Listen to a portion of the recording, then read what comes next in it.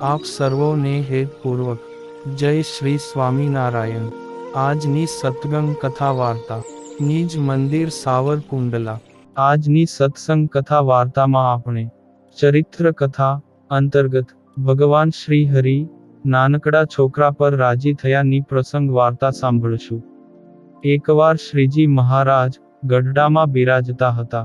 તે દરબાર ગઢમાં સભા કરીને ઢોલીએ બેઠા હતા। ત્યાં એક એરુ એટલે કે સાપ એ સભામાં આવ્યો।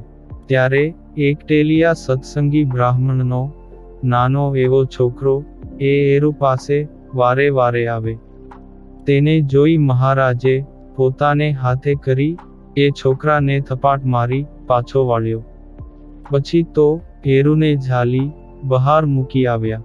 ત્યારબાદ પાછી સભા થઈ ને મહારાજ પણ સભામાં બેઠા પણ બહુ ઉદાસ થઈ ગયા। તે એમ બોલ્યા, જે આ અમારો હાથ ચમચમે છે, ત્યારે જેને મારો હાથ વાગ્યો હશે તેને તો બહુ દુખતું હશે। માટે મારો હાથ કેને વાગ્યો છે તેને ગોતી લાવો। પછી તો એ છોકરાને ગોતવા માંડ્યો। તે મંદિરની બારલી કોરથી એ છોકરો હાથ આવ્યો। ત્યારે એ છોકરાને સાધુએ શીખવાડ્યું, જે છોકરા, તને મહારાજ કહેશે જે માંગ। ત્યારે તું કહેજે, તમે કોઈનો થાળ જમતા નથી, તે હવેથી જે થાળ કરે તેનો જમજો, એમ બોલજે। પછી તો એ છોકરાના બાપે વળી શીખવ્યું, જે ફરીને તને કહેશે જે માંગ, તો તું મહારાજના ચરણારવિંદ માગજે। એમ કહી છોકરાને ફોસલાવી મનાવીને મહારાજ પાસે લાવી ઊભો રાખ્યો।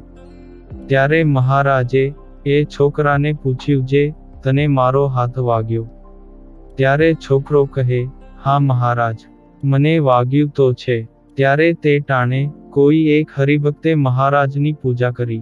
તે થાળમાં એક પાઘડી ને સાકર ભરેલી ને 2 રૂપિયા રોકડા મહારાજ આગળ ભેટ મૂક્યા। તે સર્વે મહારાજે એ છોકરાને આપ્યું ને બોલ્યા, જે છોકરા, તું માંગ, તું જે માગે તે આપું। ત્યારે છોકરો બોલ્યો, જે તમે કોઈના થાળ જમતા નથી, તે હવેથી થાળ જમો। ત્યારે મહારાજે સાધુ સામું જોઈને બોલ્યા, જે આ છોકરાને સાધુએ શીખવાડ્યું છે તે બોલે છે, પણ છોકરાએ માંગ્યું તે થાળ જમ્યા જોઈશે। વળી છોકરાને મહારાજ કહે, બીજું કાનિક માગ। ત્યારે છોકરો કહે, મને તમારા ચરણારવિંદની એક જોડ આપો। પછી તે મંગાવીને આપી। વળી ત્રીજી વાર મહારાજ બોલ્યા, જે કનિક માગ।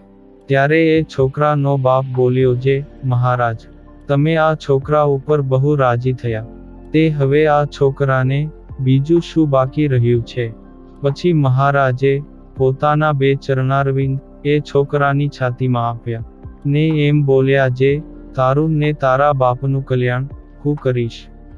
એમ એ છોકરા ઉપર રાજી થયા। ત્યારે પોતાની ઉદાસીનતા મટી ગઈ। આ પાવન પ્રસંગ આજે પરમ ભગવદીય રામજી શેઠ કૃત લીલા ચરિત્રની વાતો વાત 142 માંથી સાંભળ્યો। અને હવે પછીની કથા વાર્તા આપણે આગળના ભાગમાં સાંભળશું। અત્યારે આપ સર્વોને ભાવથી જય શ્રી સ્વામિનારાયણ।